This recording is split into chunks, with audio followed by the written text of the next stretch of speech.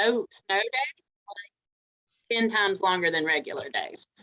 So, all right, we've got record going now. Usually we talk about how you work with people from trauma and how you maintain wellness, or part of your story if you come from trauma. And so Todd is going to give us a little bit of both of those things, some of his story and how it intersects with the work that he does and the way he works with people from trauma. So Todd, welcome. It's good to be with you today.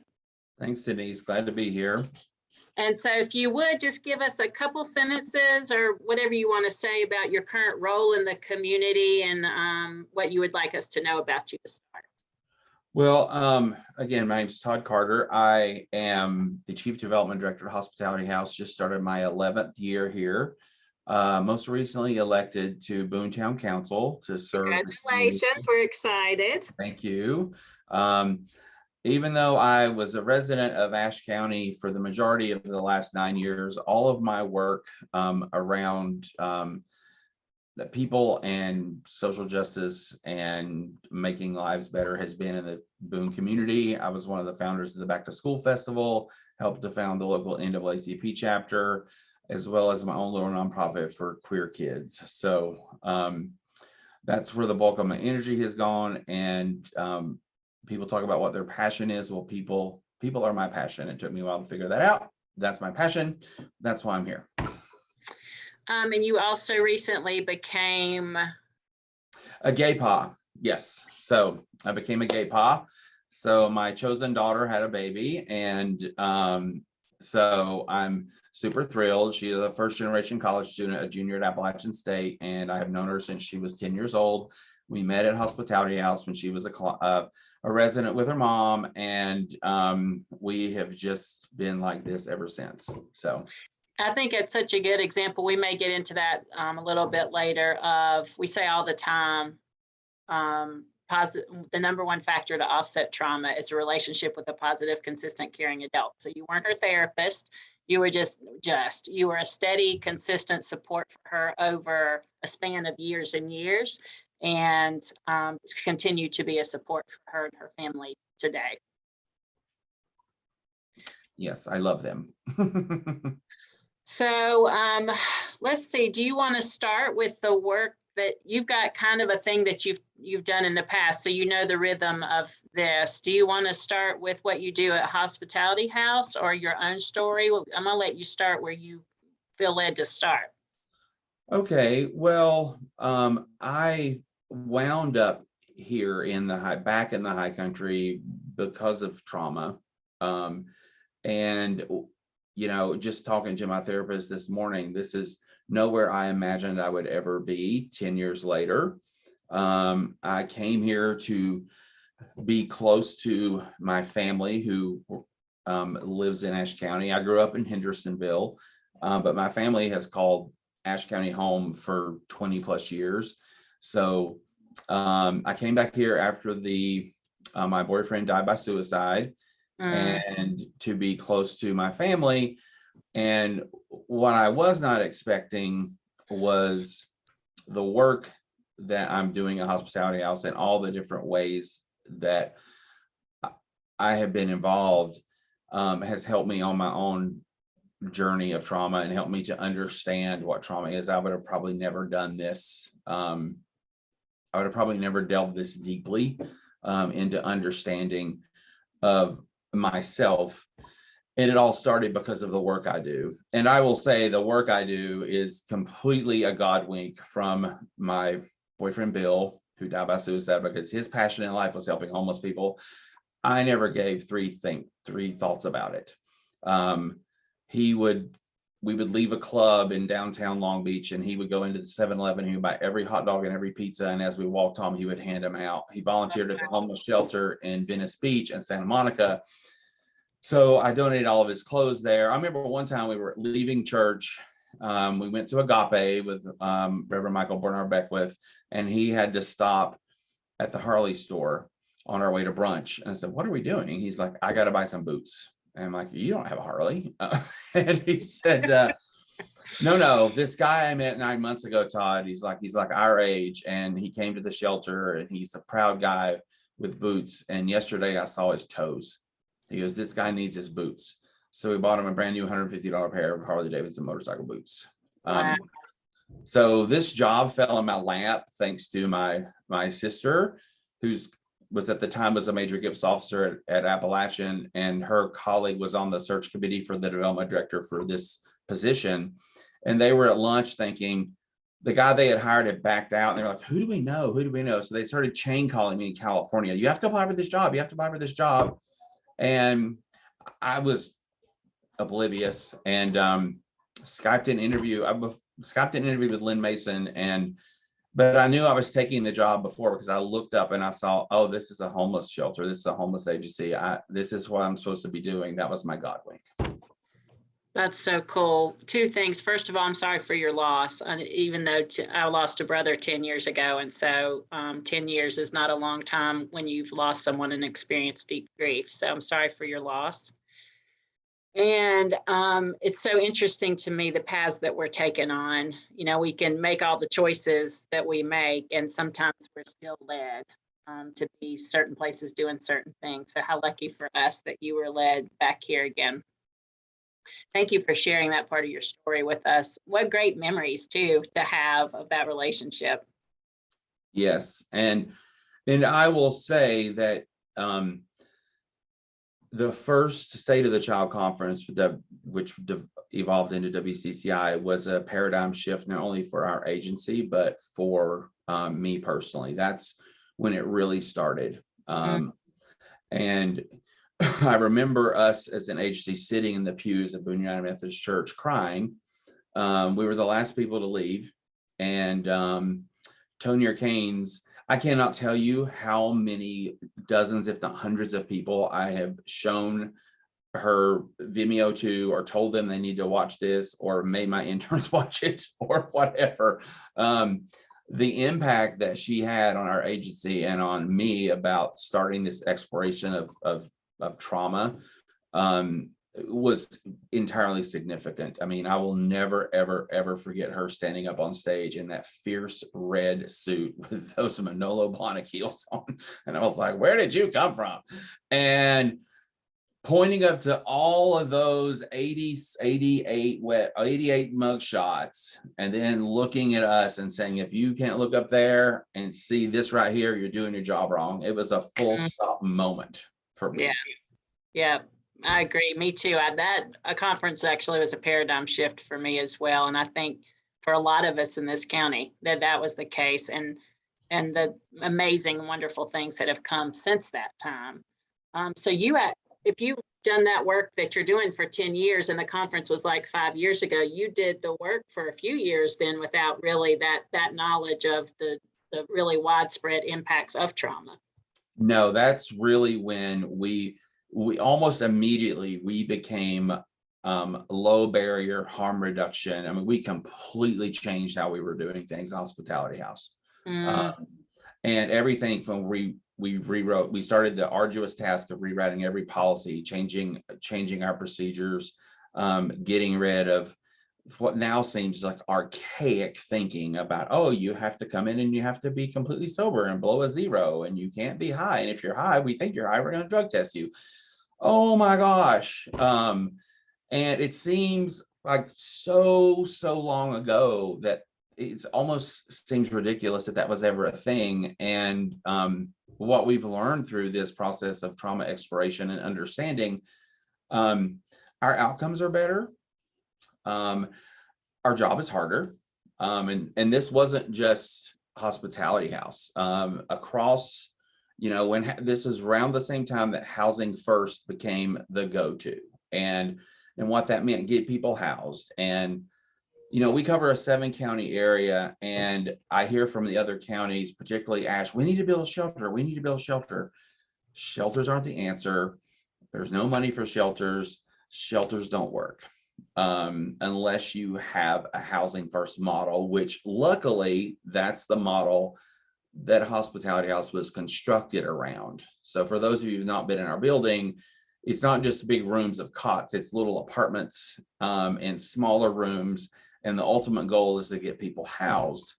Around that same time, I started having these conversations with our clients one-on-one. And I started hearing their stories of, well, the first time I remember my dad hit me with his fist, I was 5 when he punched me in the head. And then when I got my first adult tooth, he punched it out of my head. And then I think it was 11 when I started drinking Jack Daniels. And I heard these stories over and over from our male clients, the physical abuse that they had suffered, this familial abuse that had just been a part of their lives. And, and I'm a big college football fan, went to Carolina, I studied athletic training. And at the same time, several of my friends are going through CTE studies about the physical trauma on the brain and how the constant hitting affects the brain. And then just the work with brain science and trauma and all these things started coming together at exactly the right time for me. I was hungry for more, to understand more and to learn more. I was having a conversation with, I think it was Tina and Sonia maybe once, or it might have been Jenna. All of those people work at the hospitality house. And they said that y'all did surveys at intake about the reason that you're there. And the last survey that they had done, over 60% of the people were at the door because of a current trauma. And that wasn't even taken into account any historical trauma. And so they said that was just mind-boggling to them, that much trauma was current, bringing people to the door. And then in addition to the ACE scores that we've employed, the VI SPDAT, which is basically, it's similar to, it's 2 different studies by 2 different universities over 20 years that were merged into one. The VI stands for Vulnerability Index. I can never remember the SPDAT. But anyway, it became one long acronym.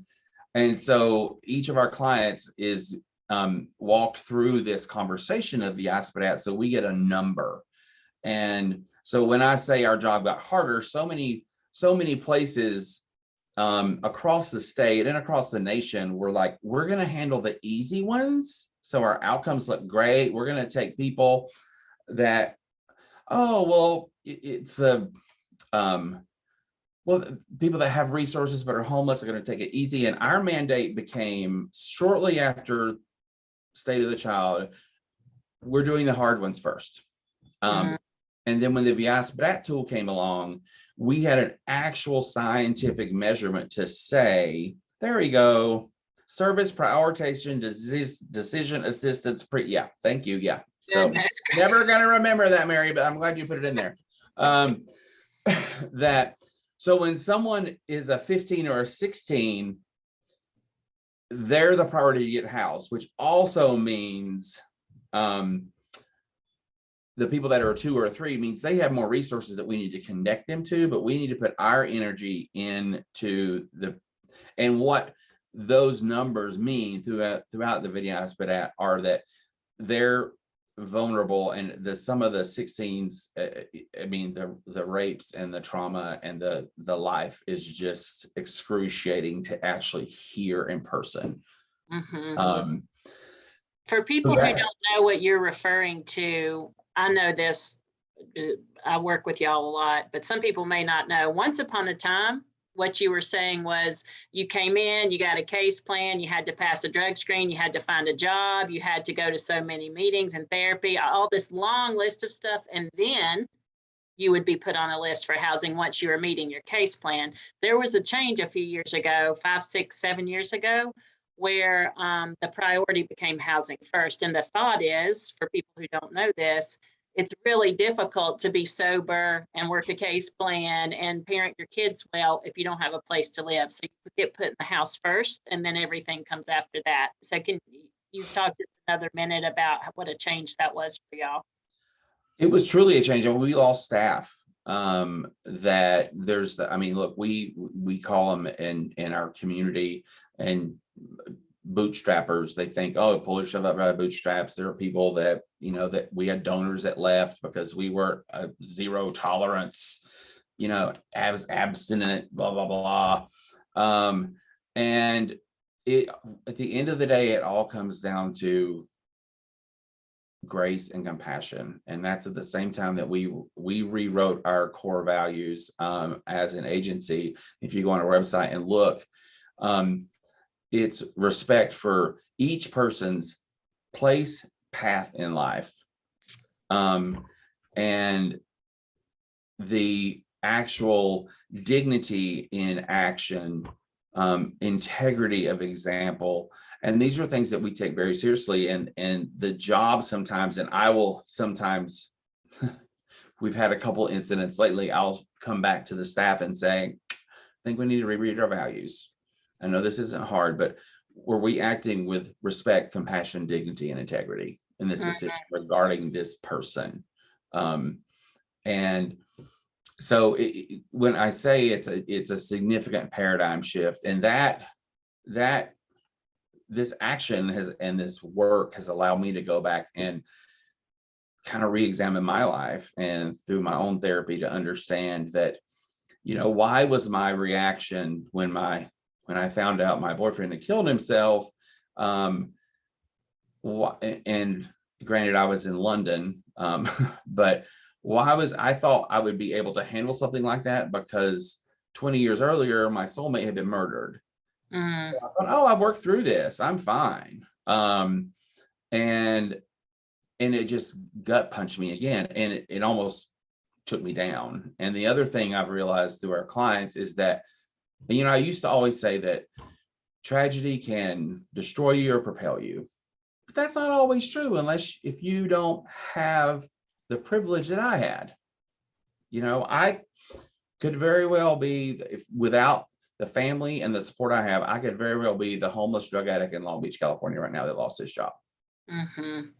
But so recognizing my privilege was just something I never really understood until I moved here 10 years ago. And understanding that trauma, that reverberation, and that thread of trauma, that I was dealing with things as a single incident.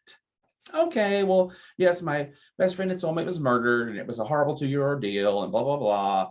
I mean, they made a forensic files about his murder. So it was like a big, big deal. And that trauma kept going and going and going. And then I'm realizing, so going back and putting all those pieces together of what happened to me then, and then being gaslighted by someone. I was very fortunate. Tina and I got to go to see John Pavlitz when he was here in August at the Art of Living. And he started, I'm going to read it. He started the weekend by saying, how did you get here? How did you end up here? And what is your story? And he challenged us to write our story. And when I wrote mine, I said, self-loathing, murder, trauma, gaslighting, and suicide. And then by the end of it, and I said this in front of everyone, and by the end of it, the next week, talking to my therapist, he goes, I need you to tell me the good things. Why did you just go to the bad things? Where is the resilience?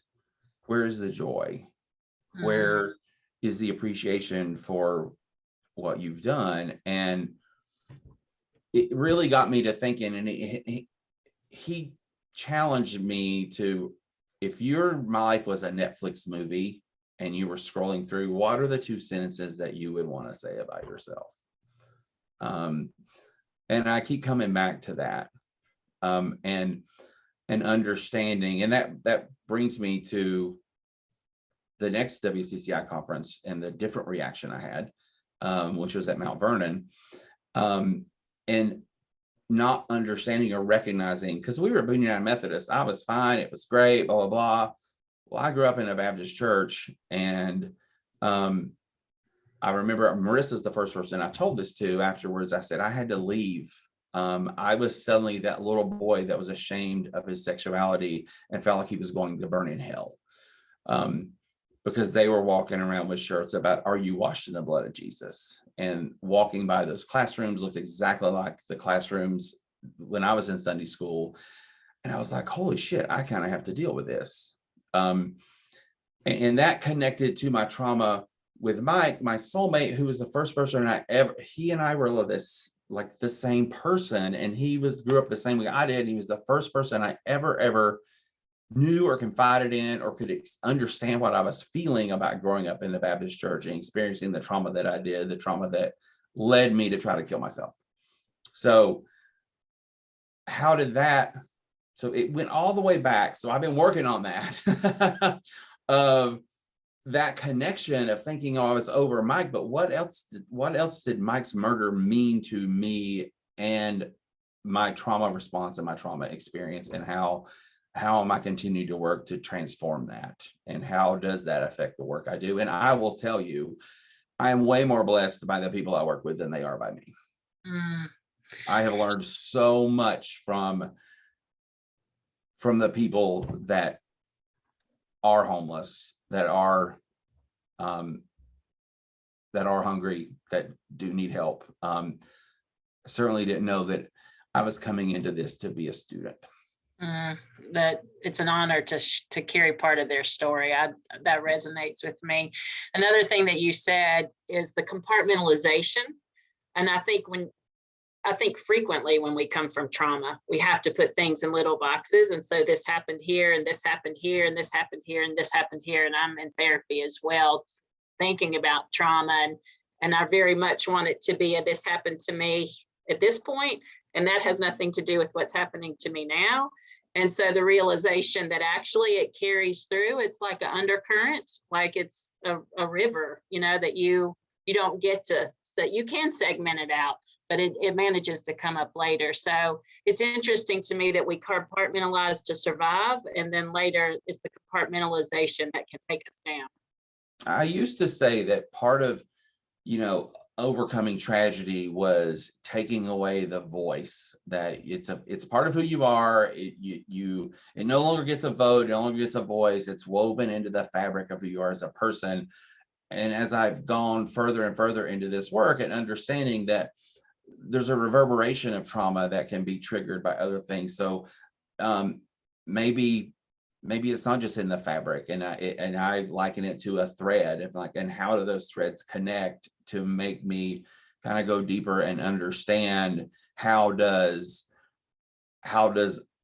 Mike connect to church, connect to Robert, connect to Bill, connect to the traumas in my life, and how do I, in understanding that, how does that make me better in the position I am?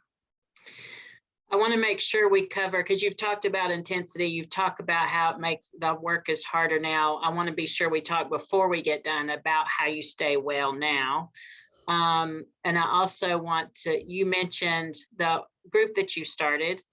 And when we were talking on the phone, doing our pre-meeting, you said, I want to make sure that kids and teens don't go through what I went through, but I don't want to leave where we are. If there's more that you want to say, anything else that you'd like to share with us about your story or Hospitality House and how those things connect. So I would like to, I'm going to read you something that was my reflection after my retreat, and it kind of covers a lot of that. And as far as the self-care part, and the thing that I've learned, I went a long time without having a therapist. I will never do that again. But it was really tricky for me because being vulnerable enough in this community and being a person who is a public figure in this community, and that person's a donor, and that person's a this, and that person's a that, the comfort level. And the other thing for me is I wanted to talk to a gay man, damn it. Never had a gay man as a therapist. And the thing that I struggle with the most is a lack of community here. And I needed to talk to a gay man every other week as my therapist. And I finally set that out as like, yes, I need that. And I got that. And again, thanks to COVID, I'm allowed to do it virtually because he's in Durham. But just having that connection and realizing that I'm not getting all that I need because there is this big part of me that doesn't get fed here. And that's my identity as a gay man. So in speaking of my weekend and what I wrote after being up there with John Poblitz, which I wish it could have been a week, I wish everybody could have gone.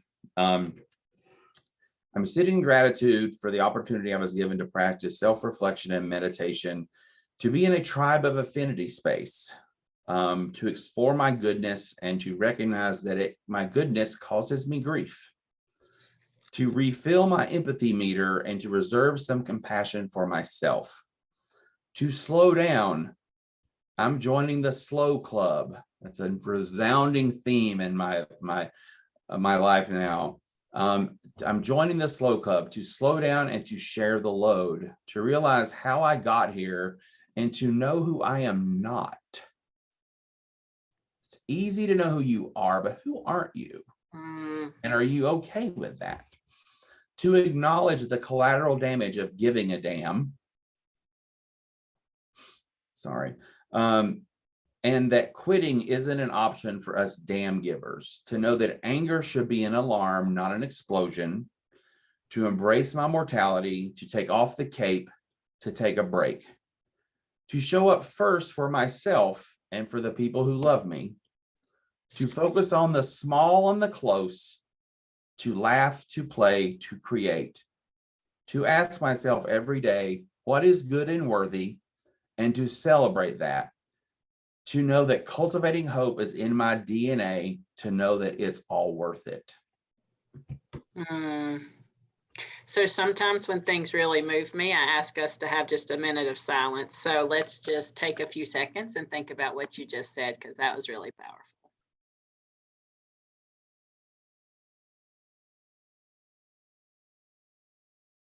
I would love to have a copy of that if you're sharing it. So. I can definitely share it. It is pinned to the top of my Facebook page because I read it all the time, and I'm happy to share that. That's great, thank you. It was a lot of really important lessons that we sat with, and really Tina and I will look at each other and go, slow club, gotta go to the slow club. So yeah. And I wanted to come back to that term, slow club, because when I think of you, I think of this like energy and momentum and activity. And I also have a huge issue with doing something all the time with great energy and enthusiasm. And that's one of the things I'm trying to find too, is ways to slow down. So when you said that, I thought that was really interesting, because I have always found you to be so action oriented and like energetic. So that was interesting to me that you identified that. And it even starts with me when I find myself walking from A to B. I'm like, slow club, Todd, slow club, slow club. And I'll say it out loud to myself. Yes, I was going on the home visit this morning, and it was important. It was urgent. But as I'm driving there, also trying to be more self-aware, I was aware that like every muscle in my body was tense. Like even though I was in a car, I felt like I could have propelled the car forward with the energy coming off of me. I realized how tight my chest was and how fast my heartbeat was. And so I was trying to breathe in the car to slow myself down. But it definitely takes a lot of conscious, deliberate effort. So thank you for sharing that with us. There was something else that you wrote that I wanted to, where is the resilience and where is the joy? You said a few minutes ago that your therapist had asked you that. And that's one thing that, so I also am back in therapy, have been back in therapy a year for the fourth time in my life. And honestly only came to that because I was in a whole lot of pain from some family relationships. And I remember so well when I first started talking to this therapist, I was like, I really only need to check in once a month because I've got some issues with somebody in my house and I just need a few parenting tips. It's I'm fine. I'm a finished product. Like, this is as good as this gets. In my first session, when I cried for 45 minutes, and she said to me, can I share a thought with you? I was like, yeah. She said, you actually might want to check in with me more than once a month. So now I go once a week and have been for a year, but it is interesting to me the things that take us to the door of a therapist. There's people putting things in the chat. I'm not going to read them all to you because they are powerful, and thank you for sharing. When this is all over with, I'm going to copy and paste all of it for you and send it to you in an email so you can read it when you have time. I did see one, and I'm pretty sure John Pavlovitz has a Damn Giver shirt on his website. I can try to put the link in the chat. I bought a couple Thank you, Todd. at the retreat and a couple of books, and there's definitely a book about damn givers and stuff. So anyway, I'll try to find that and put that in there. If you don't follow him on his blog or Facebook, or it's definitely worth it. He has a separate blog as well if you're not on Facebook. But Spell his last name for me. Pavlovitz, Pavlovitz. He first came on my radar because he got he and his family live in Raleigh. He's a local person. Thank you, Mary. And he first came on my radar because he was a pastor, and he wrote a blog post about loving LGBTQ kids, and he got fired. And he was sitting there like, wow, what am I going to do? And sitting in his own kind of grief of like, I did the right thing. And suddenly his blog post blew up and like 3 million people read it. And it just became his new kind of career, is kind of spreading the word. Yeah, okay, I wrote down the name. I'll look him up. The other thing I wanted to come back to just real quickly, you talked about your privilege, and you mentioned in the description that you gave me for today that you wanted to talk about intersectionality.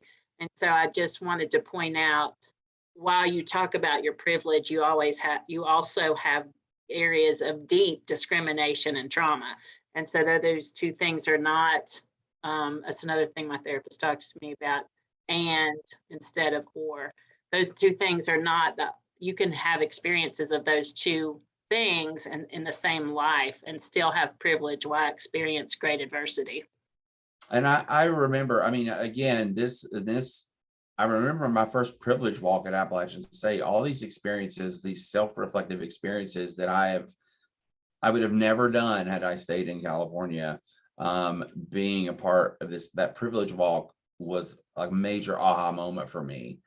And I started examining what that looked like, and that, I put on when they said, what is your privilege? I wrote that I have two parents that valued education. And they were both teachers. And so that was a privilege. So going deeper than that, and then realizing that I have a community and a family that cares about me, but also it's hard because in California, I was living my best gay life. This is my first nonprofit gig. I was a big sales and a marketing director for a sexual health and wellness company. I traveled the world. I had, 6-figure income and company car and blah, blah, blah. I was in Australia twice a year and London twice a year.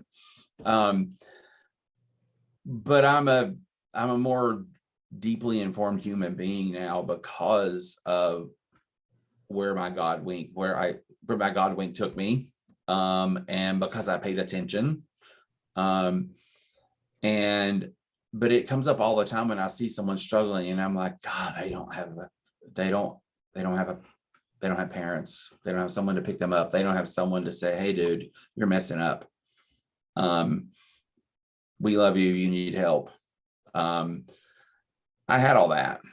And it doesn't mean that I still don't struggle and still don't get feel kind of an outsider here sometimes because, it's a single gay person.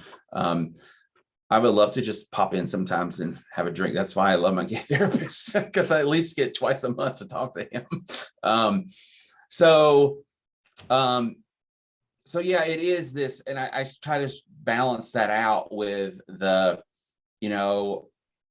white guilt versus I should not feel this way because of my privilege. But at the end of the day, my trauma was related to persecution by the church. And I can't escape that. But I can just try to understand it and make sure it is in its right place. Yeah, that makes sense to me. Before we start talking about wellness and the work you do with kids, anything you want to say about running for office or why you wanted to do that or anything along those lines? Well, there became a crossroads for me, and that I finally was able to move to Boone, because I couldn't afford to move to Boone for a very, very long time as a single income earner working for a nonprofit, which is part of the reasons why I ran, to fix housing. But if I'm going to be here, and I asked my therapist this, I'm like, okay, I'm either going to run to gay Mecca now, and I'm going to head to Durham where the rainbow flags are flying, or I'm going to stay here. But if I'm going to stay here, I'm going to stay here and I'm going to be all in.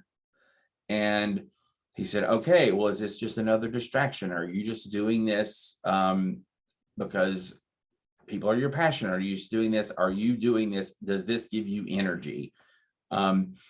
And it was a combination of things. I was working with Equality NC to try to get a non-discrimination ordinance passed, and it still has not passed, and that pissed me off. And then the shooting happened downtown King Street, and I'm like, okay, I realized that this is the thing that it does energize me. It's doing work in a different way, but it's also fuels me and gives me energy. So I came to that realization that if I'm going to be here, I'm going to be here, because I'm not the person that can just sit back. I'm a damn giver, but I wanted this to be sure this was something that was going to energize me and not continue to deplete me.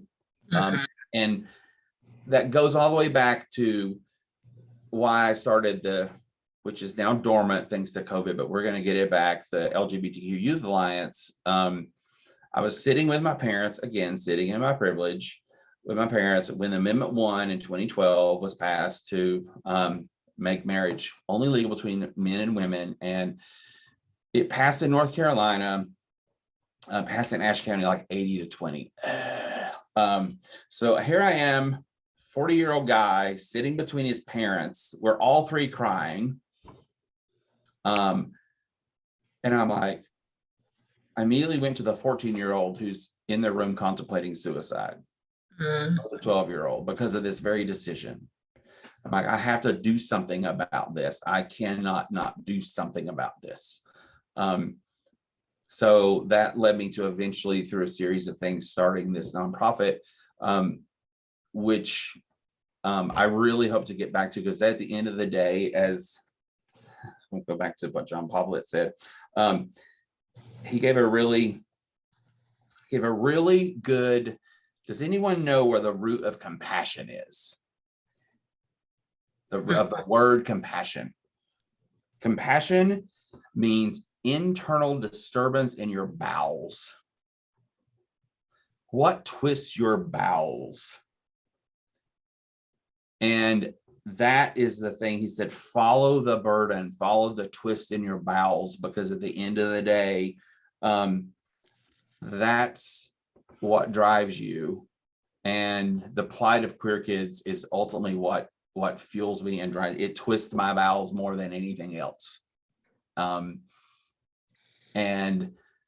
much like my work at Hospitality House, my work with the kids while we were doing it, I was the teacher, I was the student, I was learning from these kids all the time. And so, yeah, that's the thing that twists my bowels. So tell us a little bit about your nonprofit and what your either purpose or mission is. What's the work that you're trying to do? You mentioned to me in our call that you struggled, and you've mentioned some here this morning or today in our call about struggling as a teen. So what are you hoping to do? When we were up and rolling, we just had a Saturday hangouts, and OUT,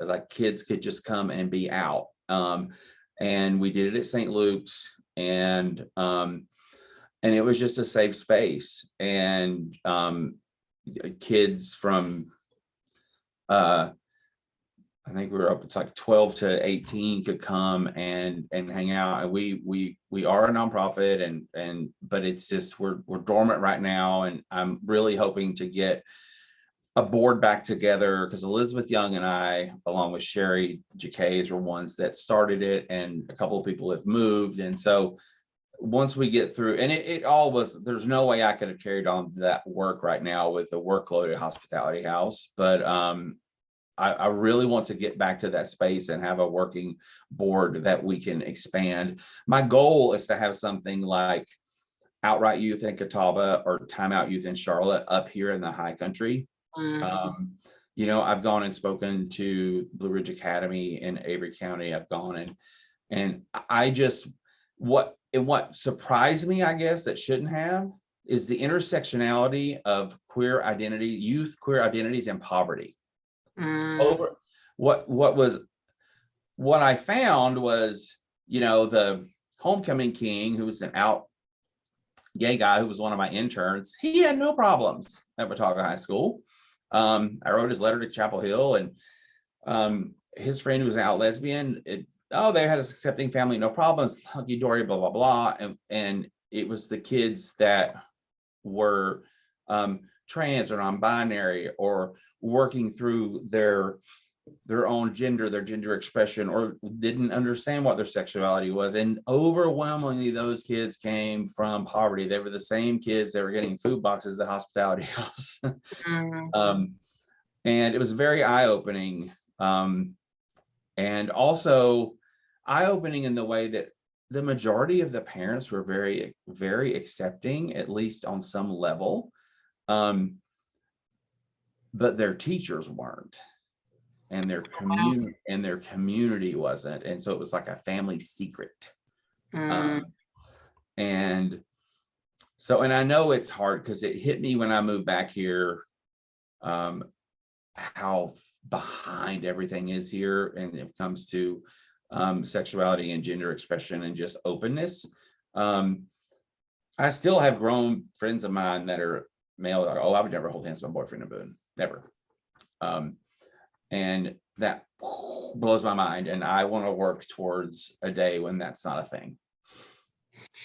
I had so many thoughts while you were talking. One is, I read an article, I think in the past week, again, snow days are 10 times as long as normal days, but about for LGBTQ plus teens, the homeless rate is astronomical. All the rates, suicidality, depression, substance use disorder, homelessness rate, all of those are elevated, but that the number one reason cited for homelessness is telling their parents, who then kick them out of the house.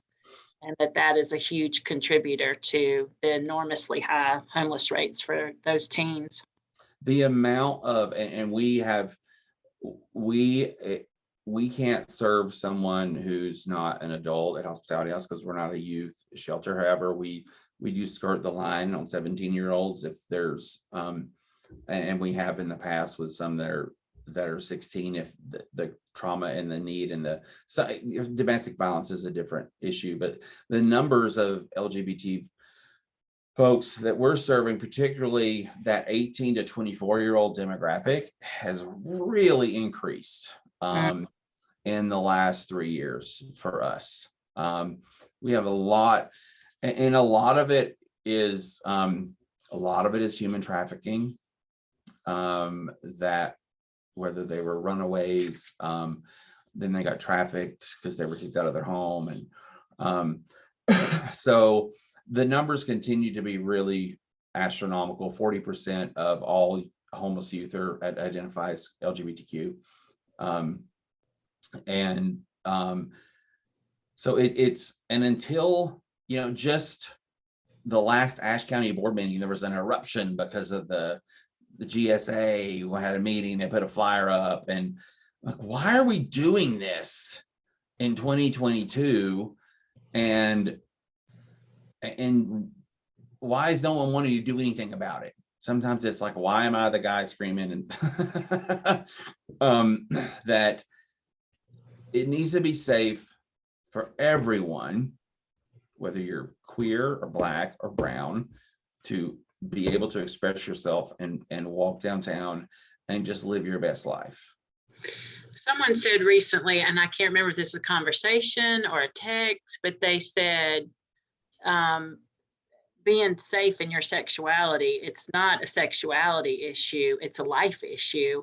Like what we don't get, so like if you want to debate sexuality, do that all day long in whatever arena you want to, but kids are at risk of actually dying because of the ways that we express judgment and discrimination. So we got a few more minutes. I want to make sure we get to wellness, because you do a lot of very intense political, homelessness, LGBTQ issues, teens in particular. Talk to me about how you stay well, how you're able to keep working in such intense fields, because you've been in at the shelter for, I think you said 10 years. That's a really long time. 11, yeah. Yeah, so talk to me about how you stay well. So about 3, it's all 1 year anyway. Sometime in 2019, I started seeing a nutritionist. My friend owns her own company down in Charlotte, Life, South Carolina. And I started seeing a nutritionist, trying to get healthier. And so that led me to, eventually is what led me back into therapy.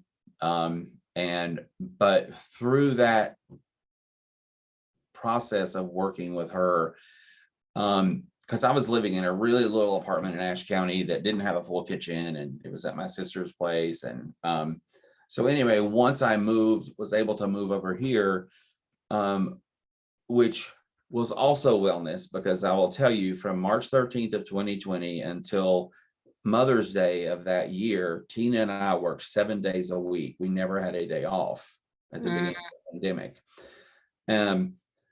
I was driving 30 to 45 minutes each way. It was often late at night. It was not a healthy situation. So I desperately was trying to get moved to Boone, starting in that May. It took me to November to find a place to live, thanks to Alfred Glover and Reggie Hunt. I still don't know that I'd be living in Boone if it wasn't for those two guys, who were in the process of buying the church and said, if we buy it, you will save you an apartment. So that was step one. Step two was having a full kitchen. And one of the things that my nutritionist taught me was about food that looks good is better for your mind and your body. And eat things that are pretty. So I joined the group CookVid on Facebook, and I started creating food that looked pretty. And I started experimenting, and literally my fun during the pandemic and that 2 months that we had to switch to Instacart was hell, because it's like, we substituted this for this. And I'm like, no. But my therapy was walking through a cart at Lowe's Foods and going, okay, throwing stuff into the cart, and going home and creating something. Oh, what can I do with this? What can I do with that? And I rediscovered my creativity. And the first thing I did was I bought an old coffee table from Zika Ray off Facebook. And I was like, this is going to be a new project. And so because I used to create art out of things that aren't, like, this was just a random old thing. So I went and bought 4 guacamole bowls from Target with some blue stones, and I created this really cool coffee table for myself. So it's that creative expression has been a real godsend for me. that I sometimes, and I never ever thought I would do this. I'm like, I just need to get up and chop some onions. So I will just start chopping onions or basil, and I'll just create stuff. That has been my biggest thing. And of course, college football Saturdays, that's always been my thing. Like, don't talk to me on football. Don't talk to me on college football Saturdays. I am watching football. So That's not what I was expecting you to say. I'm gonna send you these chats, but someone said that they're part of your Facebook and see the food that you make, and you make the prettiest food, and that Thanks, Maggie. your creations are a gift for them. Do I live vicarious through you? Yes. So I'll send you all those chats. So therapy, nutrition, cooking, creativity. Those are all the ways that you stay well. We talk a lot in WCCI and Wednesday Conversation about we can't be who we need to be for other people or for ourselves if we're not well. So thank you for sharing those with us. We got about 4 minutes, and we've talked about so many things. I've had the most fun. I have written down so many notes, and I can't wait to get the copy of the thing that you read to us. Is there, so let me ask this.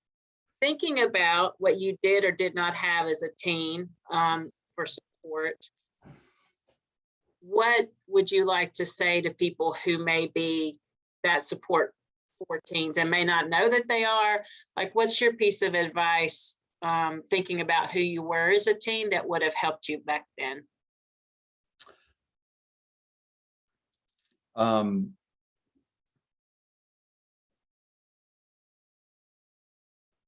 Good question. I didn't tell you I was going to ask it either. So no, it's okay. I'm usually good off the cuff. I would say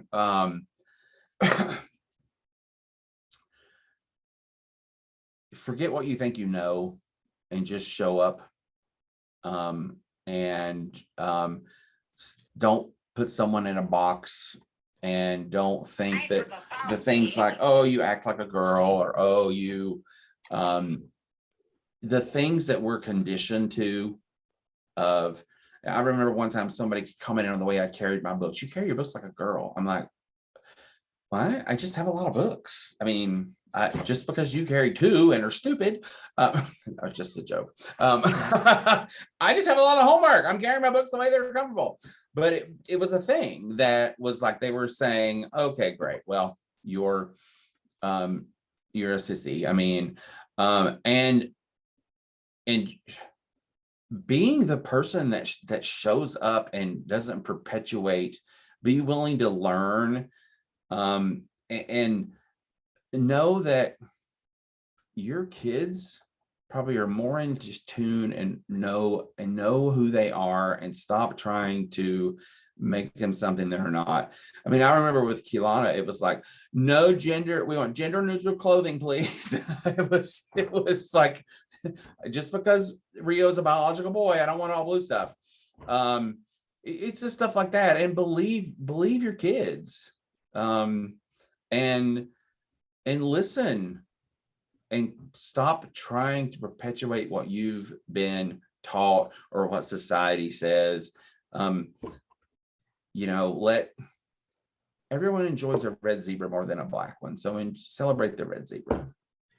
And one thing I learned as a parent is to sit with things that scare me. I think because of my own experiences and my own trauma and my own pressure from people to be a certain thing, I know that before I started doing trauma stuff and before therapy, that I felt a sense of responsibility to make them do things that don't scare me.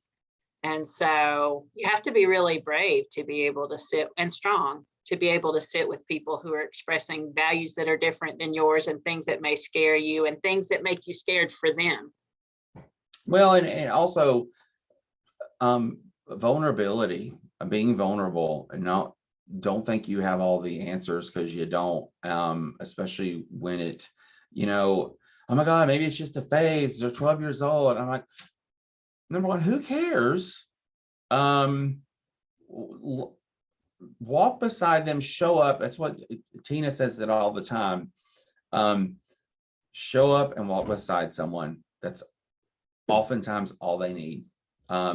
Listen and be vulnerable.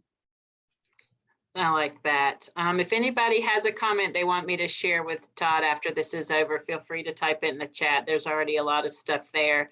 I know you probably have a million things to do, Todd, so we're going to let you go. Maybe you can go to the bathroom and get a drink before your 1 o'clock, whatever that is. So appreciate you spending time with me today and sharing your insights and wisdom and experiences. It's been a gift to be able to spend this hour with you. So thank you for that. Well, I'm thrilled to be here. And if anybody does have any questions, I'm able to answer them. I'm okay for now. It's up to y'all. But I really appreciate this opportunity. Thank you, Todd. I will copy and paste the chats to you in an email. Everybody, it's good to spend this hour with you as well. Look forward to seeing you next week, Wednesday at noon. Hope the rest of your week goes well, that you stay warm and safe. And Todd, I look forward to seeing you again sometime soon. Good luck with the work that you're doing. Thank you all. It's so good to see so many familiar faces. Proud to be part of your community.